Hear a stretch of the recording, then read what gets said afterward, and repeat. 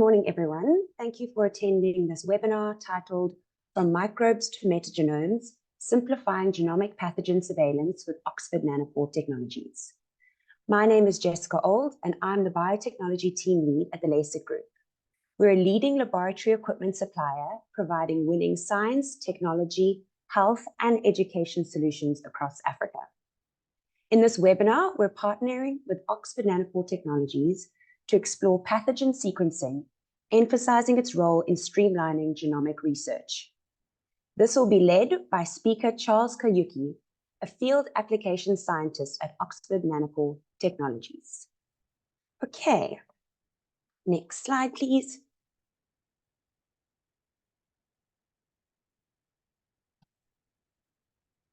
As you may know, Lasec has been appointed as the trusted channel partner for Oxford Nanopore Technologies in both East and West Africa. Here you can see all our territories on the map and on the list provided. This partnership signifies a significant step forward in our mission to provide you with access to cutting-edge technologies and superior customer service. What I mean by this is that we're committed to fully support you with your application, your full workflow, troubleshooting guidance, and we will be entirely dedicated to providing you with after-sales support. Additionally, our team members have actively engaged with end users in country, with our NGS application specialist recently visiting Uganda and our biotechnology manager currently in Nigeria. These interactions are crucial to understand the needs and the challenges faced by our end users in these regions. Through these engagements, we've identified pathogen detection as a topical concern. Thus, we believe this webinar will be highly beneficial in addressing these points and offering valuable insights into pathogen surveillance across Africa. Okay, next slide. So, just to give a brief overview and introduction of Lasec, we were established in 1945 in South Africa. In 1990, we did our first export into Africa, and in 2011, we started our international division, which covers the majority of sub-Saharan Africa, and we've been growing ever since. As you can see on this timeline, we've been working in the international space for over 30 years, so we really do understand the market in these regions. Okay, next slide. As seen on this slide, we really are committed to the rest of Africa. This is evident with our dedicated sales teams to these regions, which constantly travel in-country to do business development and to meet with existing customers to ensure they're happy with our service and products. Although we're based in South Africa, our in-country presence in these regions is very strong, with country managers, application specialists, and service engineers always on the ground. We also have product and technical managers and an application specialist dedicated solely to Oxford Nanopore Technologies and supported by 7 other specialists. Furthermore, we have additional customer support, which includes product inspections and certificates and so forth. We have dedicated in-house logistics, which have freight forwarding specialists that have experience in trading in remote African regions. And this is also very important for the cold chain requirements for ONT products, for example. Like I said in the last slide, we're not new on the block when it comes to getting stock into Africa. Okay, next slide, please. All right, thank you for listening to this brief introduction of Lasec.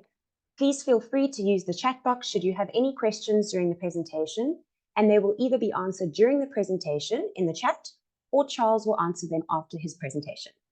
Thank you. On to you, Charles. Thank you, Jessica. As I've been introduced, my name is Charles Kayuki, and I'm a field application scientist based in Dar es Salaam, Tanzania. Before I start our discussion on microbes to metagenomics, let me start with a foundation of the technology, and I will build it from there. So Oxford Nanopore as a technology company was established in 2005, and it released its first device in 2014 in a program called Minian Area Access Program, or MAP. And then in 2015, it commercialized the device. This was a very tasty portable sequencing device. And since then, we have continued developing other sequencing devices to suit other applications. And so far, we support broad range of applications from cancer, infectious disease, plants, and any, as long as you are able to extract DNA. We also have a continuation when it comes to innovations and excellence in ensuring that we provide the best in the market. Before we start our discussion, it's better to understand how Nanopore works. So from the word nanopore, nanopore lies at the heart of our technology.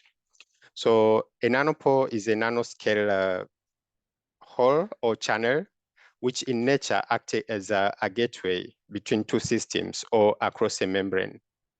These nanopores usually have different shapes and characteristics, but for our case, we have selected nanopores with the best characteristics to enable sequencing. So how does it work is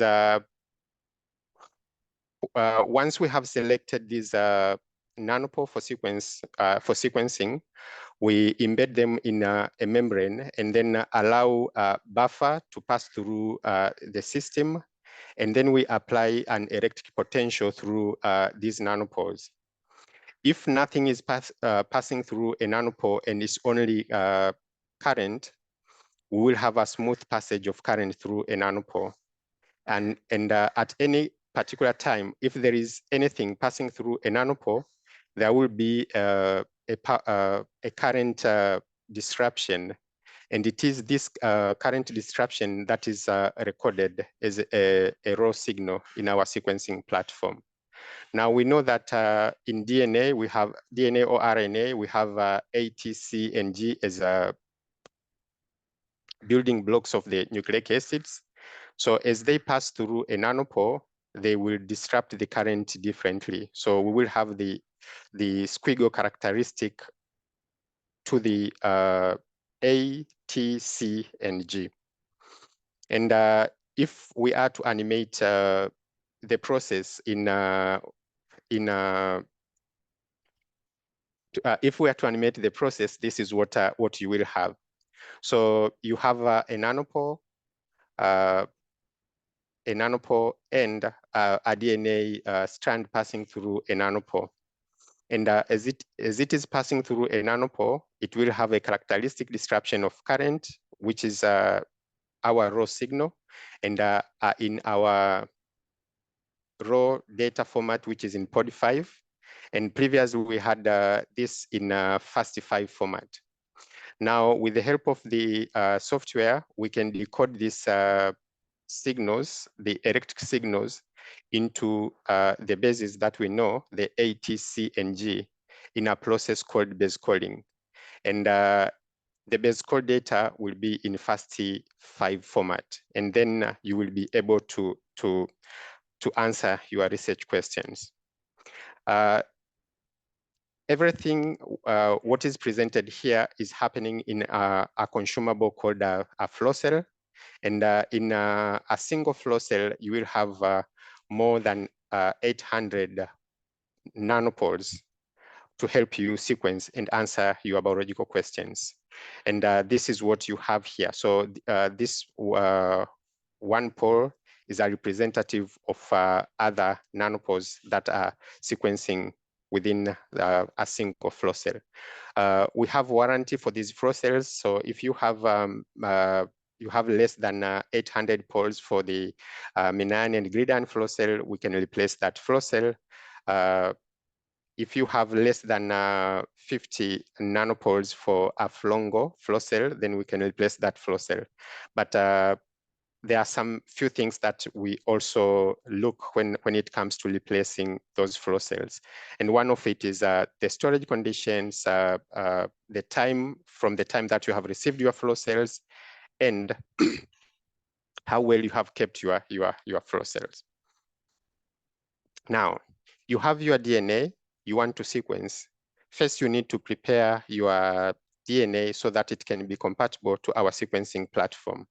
The process that involve or help you to convert your extracted DNA to a format whereby you can actually start sequencing is what we call library preparation. So consider the whole setup that you have a nanopore inserted in a membrane, and then you allow a salty buffer to be in the system, and then you apply the electric potential. And therefore, as this DNA is passing through a nanopore and you want to know the sequence of your DNA, it means that you need to control the speed at which DNA is passing through a nanopore. And this is done with the help of the motor protein, which is attached to the sequencing adapter. So the step whereby you are attaching this motor protein and sequencing adapter in your DNA, extracted DNA or RNA, is what we call library preparation. And it's one of the key steps before sequencing with our sequencing technology. And when you want to sequence, you have options because we have different kits depending on your application and your research questions. But we can group all of our sequencing kits into two major groups. One is the ligation-based chemistry or the ligation sequencing kits, which are kits optimized for highest throughput, and it's our high quality kit when it comes to sequencing. With this kit, fragmentation and PCR is optional, and it's a good kit if you are if you want to do the assembly, because the fragment length is always equal to the read length when it comes to the ligation sequencing chemistry. The second sequencing kit is our rapid chemistry kit. This kit have been optimized for simplicity. So if the aim is to have a short turnaround time from the sample to the answer, then our rapid barcoding kits or our rapid chemistry kits are the kit of choice. And the read length is a bit different from the fragment length because the rapid chemistry kit use the transposers to cleave the DNA and add the sequencing adapter to enable you sequencing. So during the pandemic, the COVID pandemic, just to highlight you on what happened. So we started with the ligation kit, but when we wanted to know what's happening in our countries, we had to switch to rapid chemistry kits so that to minimize the time from the sample to the answer.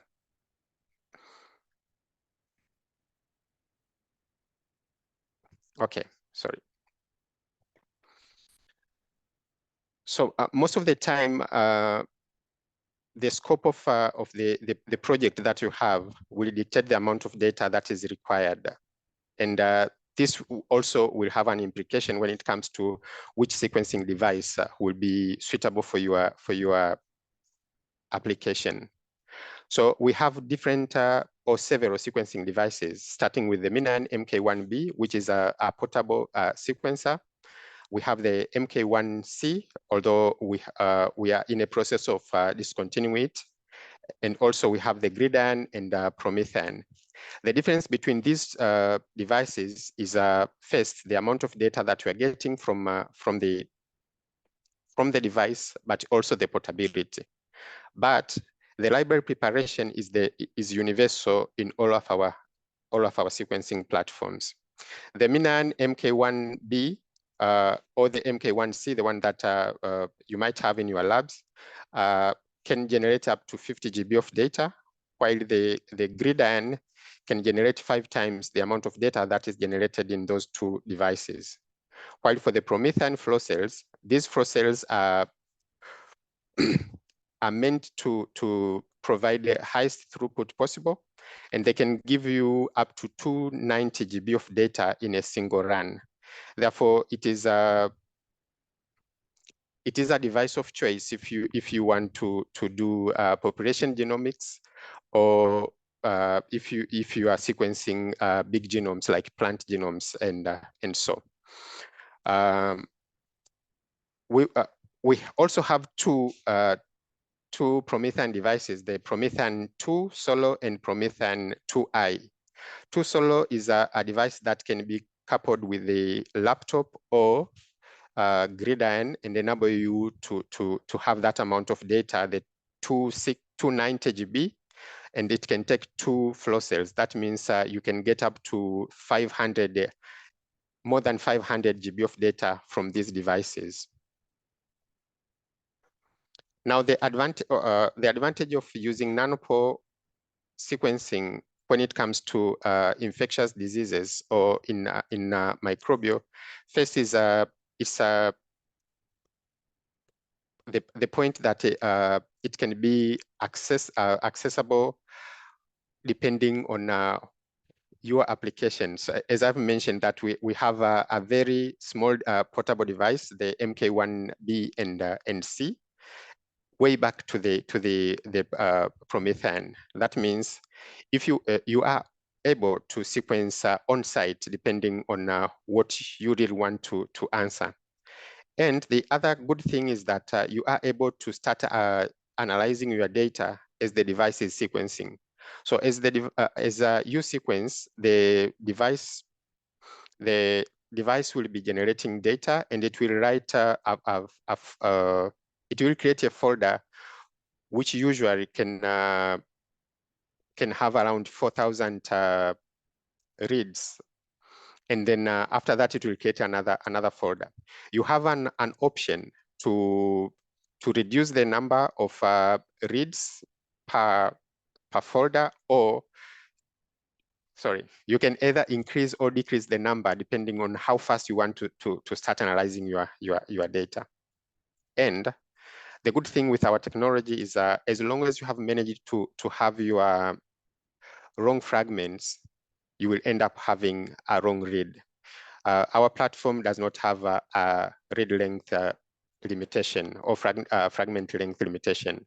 And as of now, the longest read in our sequencing platform is around 4 MB. That is like is almost like one bacterial genome in a single read.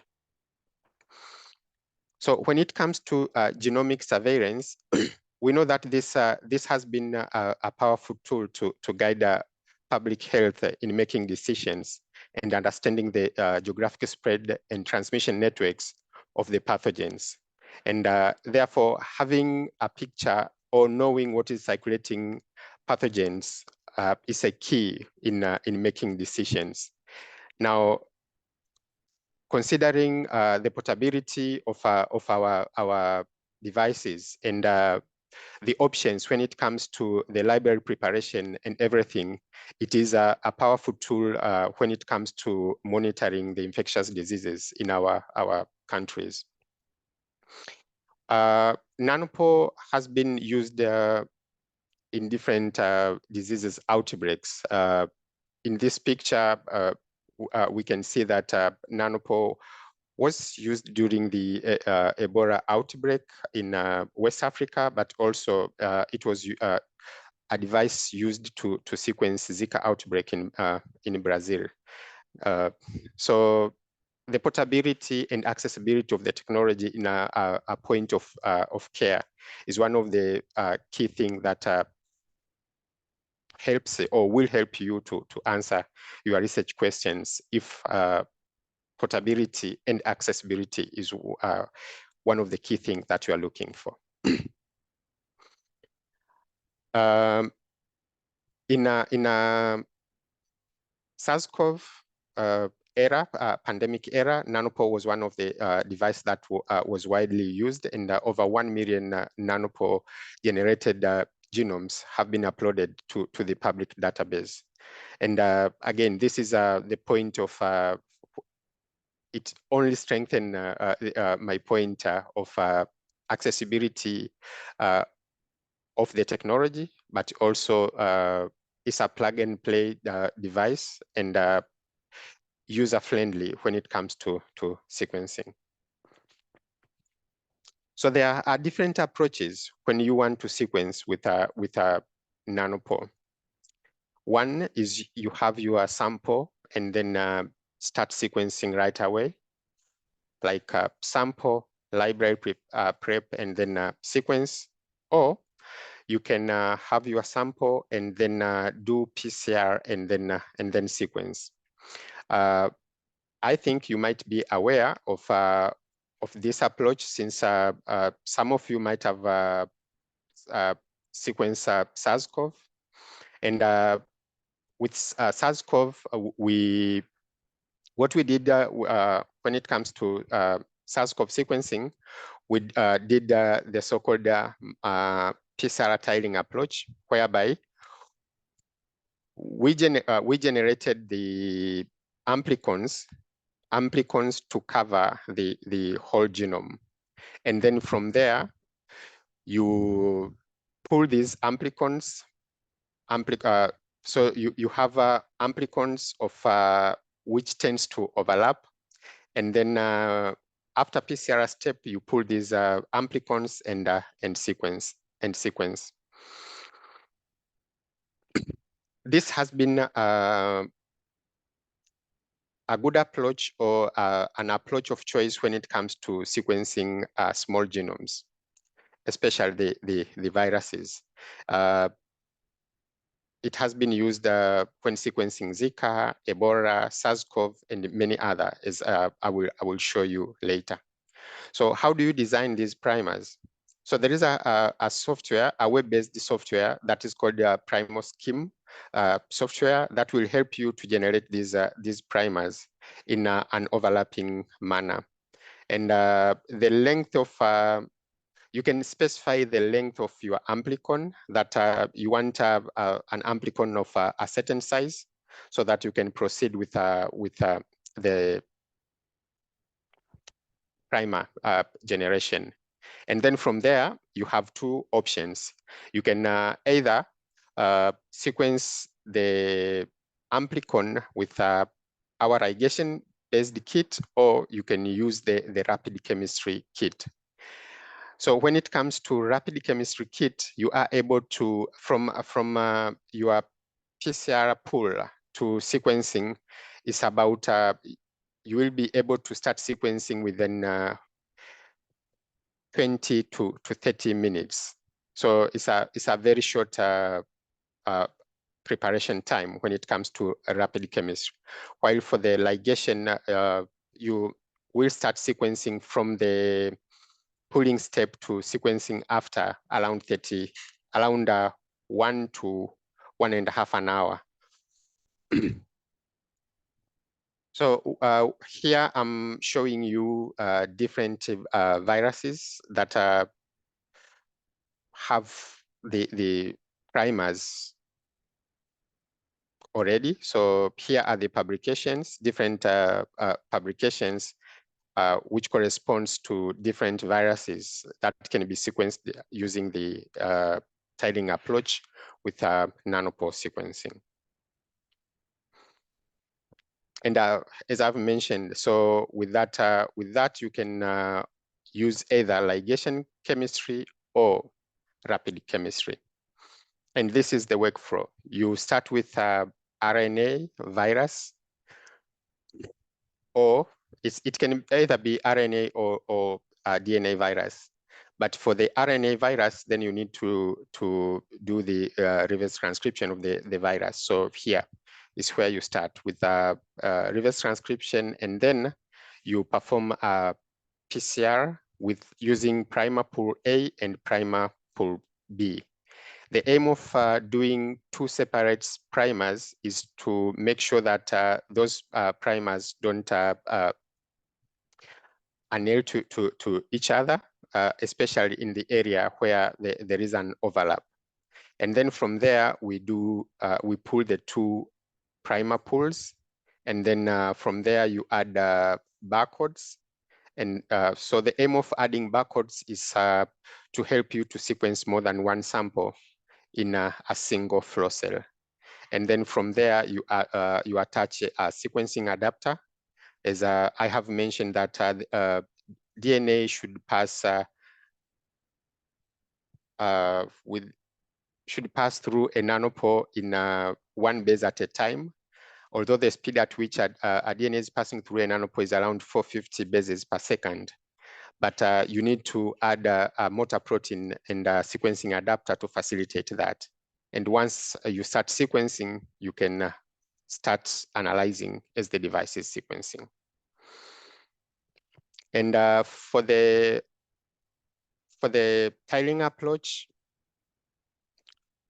the process of a primer scheme and everything was firstly done by Arctic Network. So even the bioinformatics analysis is very easy if you follow the Arctic Network bioinformatics workflow. You just need to modify some things depending on the virus that you are dealing with. And here now we have different case studies which also amplifies what I've just mentioned, using the tiling PCR approach to detect different viruses in different samples. So the first one is was done by Dr. Zales in detecting SARS-CoV in wastewater. And they were able to get the targeted gene, and in the author's words that the protocol was a beautiful thing, and the most thing that was liked is that the point that the protocol was able to amplify the gene of interest. As long as you have primers that can amplify that gene of interest, then the method can deliver that for you. So the other thing is people doing HIV sequencing. So the beauty of a nanopore, as I have mentioned, is as long as you are able to get the long fragments to start with, then you will end up having the long reads at the end. Therefore, taking advantage of this group was able to sequence HIV using the same primal tiling approach, and they were able to get the full length of the HIV, and hence know the recombinant forms at the end.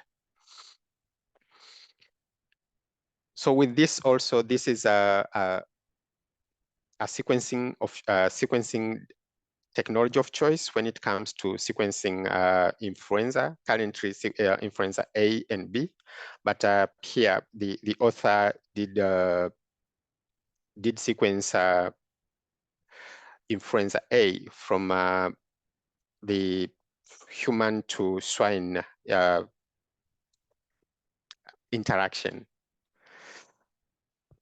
So that was a brief story or possibility of sequencing viruses, of sequencing viruses using our sequencing platform, using the tiling approach.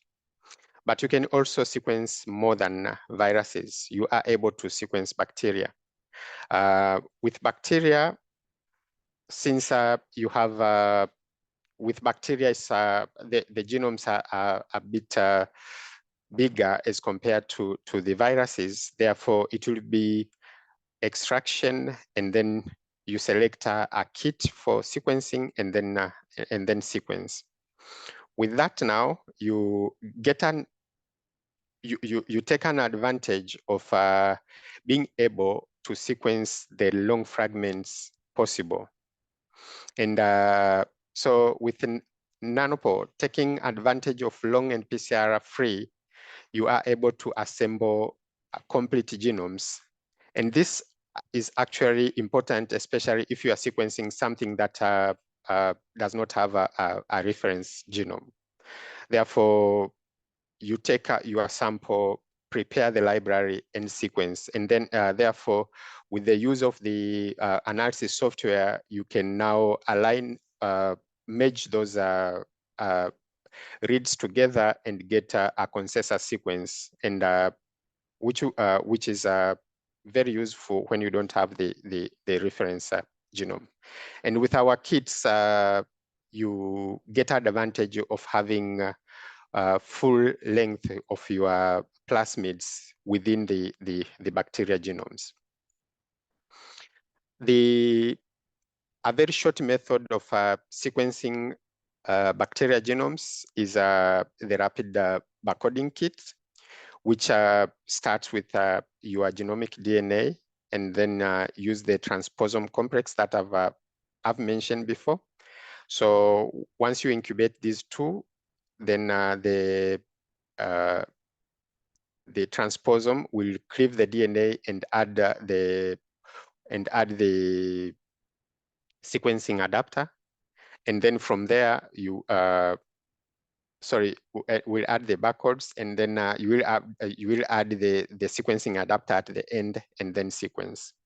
So for bacteria genomes, we usually advise you to start with 12 to 24 samples in your first run, and then you can increase the number of samples or decrease depending on the sequencing depth that you want to achieve, or depending on your aim of your experiment. So if the aim is to start the variants or so, then you need to increase your sequencing depth.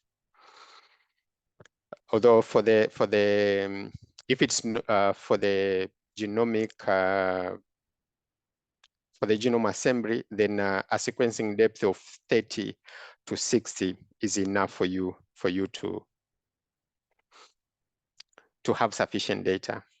And for genome assembly, you can either use our epitome workflow, or you can download a third-party software called Fryer to help you to do the bacteria genomes assemblies. So we started with viruses, and then we went to the bacteria. But what if you don't know what is in your sample? So how can you sequence something that you don't know? Especially now that the world is experiencing emerging zoonotic diseases from animals. Therefore, having a tool that will help you to sequence everything in your sample is something that is useful and is needed. And there's where, again, our nanopore devices will help you to achieve that. So with the metagenomics, you start sequencing without knowing what is in your sample. And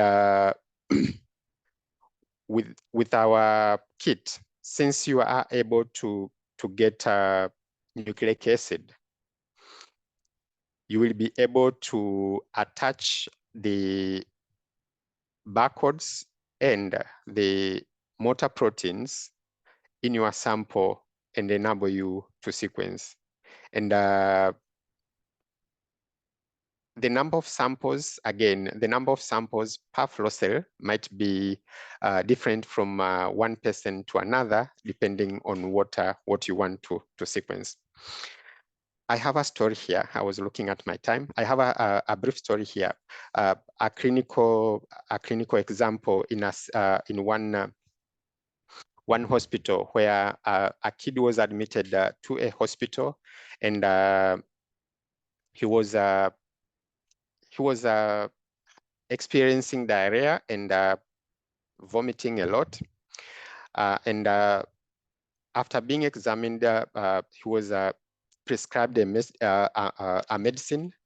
But even after a week after using the medicine, there was no improvement. So the hospital had to refer that kid to another hospital for further checkups. That referral hospital contacted a research institute for help. And researchers took a stool sample from the kid and used our rapid barcoding kit to sequence this DNA sample from the kid's stool. And after sequencing for 2 hours, they were able to get a lot of bacterial reads from that sample. And in their analysis, they found that they had some reads corresponding to Campylobacter. And strange enough, the drug that was prescribed for the kid was resistant. The Campylobacter was resistant to that drug, and therefore that highlighted to a doctor that he needs to prescribe different medicine. And after that, the kid recovered from the illness. The point that I want to make here is first, you might have noted that the sequencing was only for 2 hours. Therefore, for them, short time sequencing was a key here, at least to see what was in that sample. But also this helped them to make decision within a very short time, which was not possible for almost a week since the admission of the kid. So I'm not saying that other normal detection method are not useful, but sometimes having both technologies within your setting might be helpful, because in this case, Campylobacter is not an easy to culture organism, but yet it was easily captured with the metagenomic sequencing approach. And also mentioning the capturing and sequencing, with the metagenomic approach, you are able to ID the pathogens without capturing. Therefore, it is easy to capture even the diseases which are very difficult to culture. We know that PCR PCR is one of the good things in detecting what is in your sample. But the setback of it is that you need to have a prior knowledge of what is in your sample so that you can actually target the region that you want to sequence. Therefore, if the aim is to know what is in your sample and you want a quick way of knowing, then sequencing with a nanopore might be a thing to consider.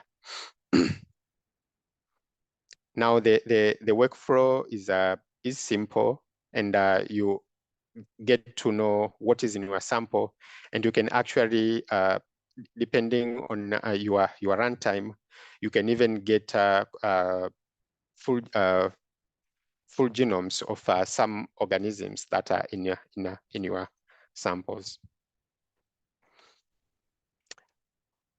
The setback when it comes to metagenomic sequencing, or something that you need to consider when you want to sequence a sample from using the metagenomics approach, is a way to deplete the host.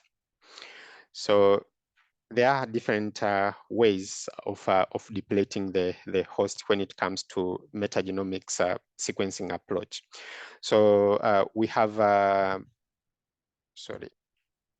So here I have highlighted some references which helps you to know which way to deplete the host. So if it is for the RNA viruses, you can start with starting with the specific primers or primers that will target the viruses.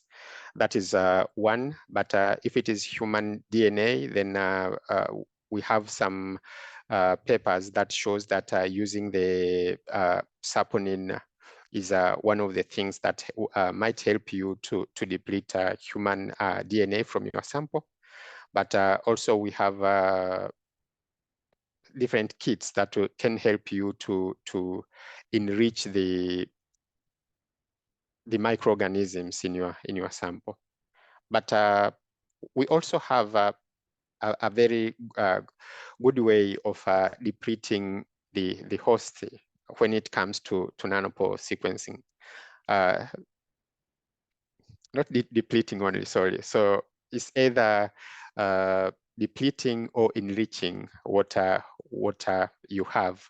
And that is what we call nanopore adaptive sampling. With nanopore adaptive sampling, you can either deplete the host of the organism. So let's say for the case that I was telling you, so after extracting stool sample from that kid, they could have uploaded human genome in their sequencing device, and then start sequencing, and then tell the software or configure the software such that as it is sequencing, it rejects human reads. Therefore, only reads that corresponds to microorganisms could be available. That is if you want to deplete. But we also have a way with the adaptive sampling to enrich the region of interest. Now, adaptive sampling is a topic by itself, but it's one of the things that can help you to deplete or to enrich a region of interest when it comes to sequence. And that is under our targeted sequencing in Nanopore.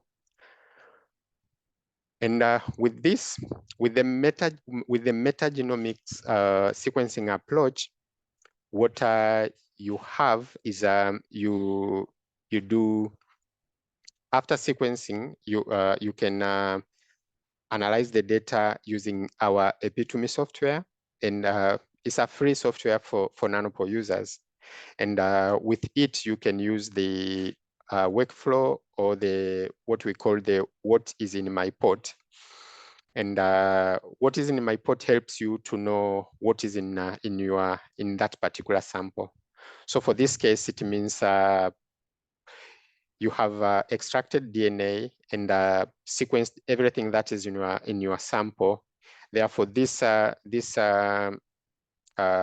software will help you to check the sequenced reads into the database and tell you what is in that particular sample.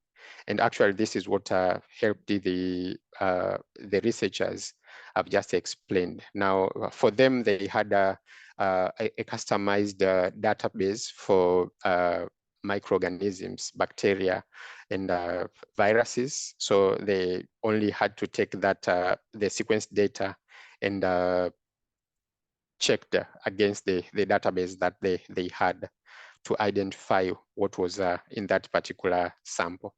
But that is not the end of data analysis when it comes to nanopore sequencing.